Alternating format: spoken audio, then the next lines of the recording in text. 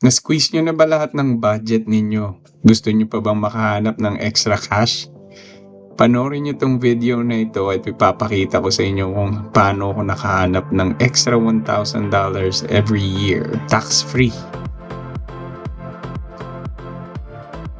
Welcome back to my channel. My name is Randy, your PT investor. Samahan niyo ako sa pangarap ko na makapag-retire ng maaga. Sa mga videos ko, i-share ko yung mga experiences and strategies ko on how I invest and save money. Please don't forget to like, share, and subscribe.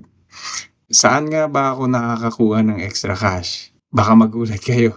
Galing ito sa mga credit cards na cashbacks, rewards, and early promotions. Nga pala, isang matinding paalala lang, no? Hindi ito financial advice. Make sure you do your own research. Sabi nga nila, personal finance is personal. So, hindi ko alam yung situation ninyo. So, doble ingat lang. Huwag mag-iiwan ng balanse sa mga credit card. Make sure lagi nyo itong pinipay off at the end of the month para hindi kayo mainteresan. Para maiwasan ko to, lahat ng credit card ko naka-auto payment. And so far, wala pa naman akong namimiss. So una sa lahat, kailangan may credit card kayo. Kailangan may credit history na kayo. Kung nagsisimula pa lang kayo at wala pa kayong credit history, baka mahirapan pa kayo ma-approve dun sa mga cards na nagbibigay ng mga promotion.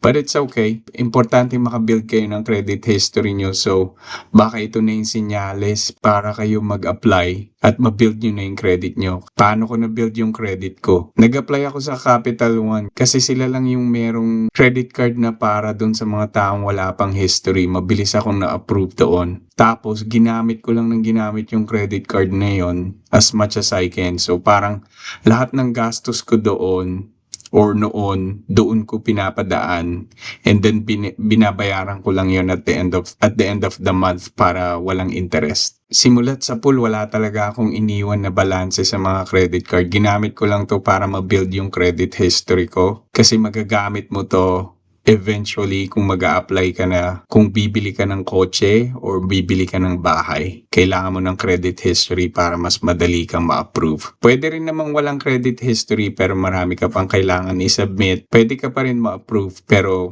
sa ibang topic naman siguro yon kung gusto nyong malaman. After mo ma-build yung credit mo, pwede ka na mag-apply ng mga credit card na to. So ipapakita ko sa inyo kung ano yung mga credit card na ginagamit ko. Random lang ito. It's not in a certain order. So sisimulan ko sa US Bank Cash Plus Visa Signature Card. Ngayon meron silang promotion na kung nag-spend ka ng 1,000 in the first 90 days, makakakuha ka ng $250 bonus. At the time nitong posting na to so mag-iiba-iba ito. So make sure you do your own research. So ang strategy ko dito, tina-timing ko to pag meron akong mga insurance payments na parating. Siguradong makukover niya yung requirement para makuha ko yung bonus promotion nila. Okay, ito yung US Bank Cash Visa Signature Card na sinasabi ko. Papakita ko sa inyo kung magkanong cashback ang pwede nyo makuha just by paying off yung normal things that you need to pay anyway. Ito, makikita nyo, 5% cashback on 2 categories you choose. So, meron silang TV, internet, and cellphone, and home utilities. Ito yung pinakamalaki sa akin. Kaya ako siya kinuha. So, ito, yung computation. Piliin natin home utilities, and for example, like I said, $500 a month. And then yung telephone at that, ba yung kinuha ko dito? Cellphone providers. Sa akin kasi yung binabayad ko lang is $150 just to even it out. Additional 5% cashback. So yan na. Just by spending normal stuff na ini-spend ko every month, calculate natin.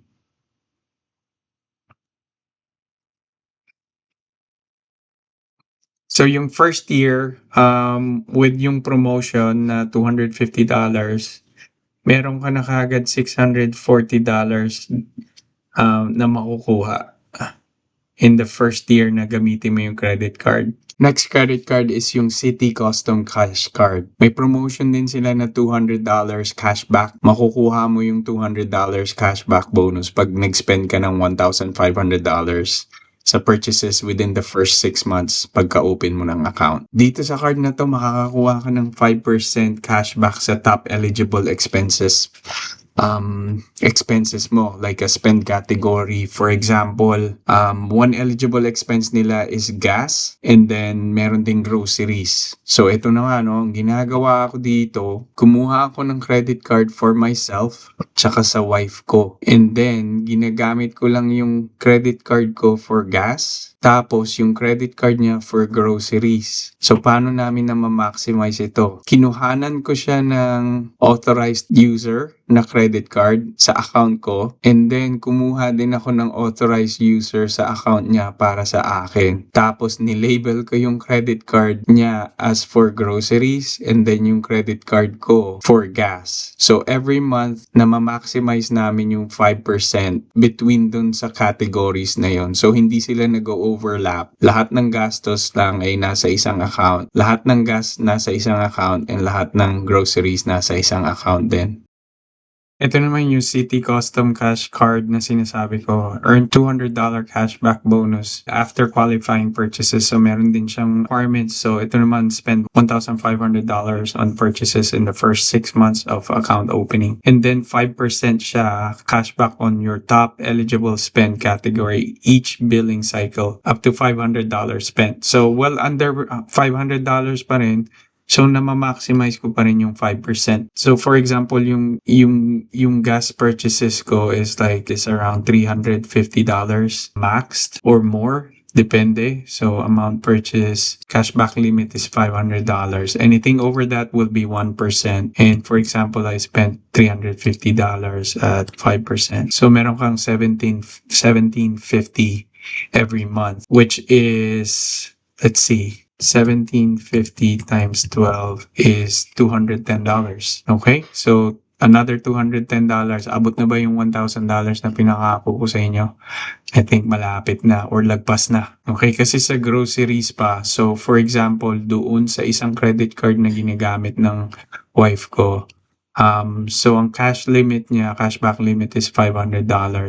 And we spend about at least $700 to $800 a month. At 5%, you get $40 cash back every month. So ipasok naman natin yun dito. So that's $210. So kung $40 times 12 is $480 a year plus $210. So $690. Sobra-sobra pa yung cashback. Itong next card naman na ginagamit ko, ito yung US Bank Altitude Go Visa Signature Card. Dito naman sa card na to, ginagamit lang namin to for food and dining kasi 4 times points siya. So parang 4% cashback pag ginamit mo siya sa food and dining. Pero may limit siya na $2,000 each quarter. Yung huling card na ginagamit ko is yung US Bank Smartly Visa Signature Card. Dito sa card na to naman, unlimited 2% cashback sa lahat ng spending. So kung meron kaming bibilin or gagawin na hindi magfo-fall under dun sa mga spend categories na ginagamit ko for other cards, dito ko na pinapasok para at least 2%. Kasi normally yung mga credit cards, 1% lang ang cashback. So ginagamit ko to for everything else. Yung huling credit card na ginagamit ko is yung Fidelity Rewards Visa Signature Credit Card. Dito naman sa credit card na to is unlimited 2% cashback. Ang kinagandahan ng card na to, hindi mo makukuha yung cashback. Kailangan mo siyang i-assign sa isa sa mga investment mo, so dun siya dediretso. Ginagamit ko tong card na to mostly for international spending. Ang kinagandahan nitong card na ito, wala itong foreign transaction fee. So kung babiyahe kayo sa ibang bansa, pwede nyo siyang gamitin para sa mga expenses ninyo kasi Visa credit card ito. Tapos 2% cashback siya, and then walang foreign transaction fee. Pag ginamit mo to sa Pilipinas, i-charge ka ng peso pero i-convert sa dollars. So, ang charge sa credit card mo is dollars and depende dun sa exchange rate. I find that it's very close. Sometimes mas maganda pa nga yung exchange rate niya. So, ito ang ginagamit ko pag international expenses or out of the country expenses. paalala lang 'no, sa bawat credit card application na ginagawa ninyo or gagawin ninyo, puwedeng maka-hit ito sa credit history niyo. So, hinay-hinay lang. Like I said, hindi ko alam yung situation niyo, so you have to do your own research. Make sure okay lang yung credit score ninyo, na hindi niyo kailangan mag-apply ng mortgage or bumili ng kotse. Wag kayong mag-a-apply ng multiple credit cards kung alam niyong a few months or maybe a year na mag-a-apply kayo for a mortgage. So, friendly reminder lang, no? Bonus tip lang, no? So, yung mga cashback ninyo, I suggest na gamitin nyo siya as a statement credit versus i-deposit nyo sa account ninyo.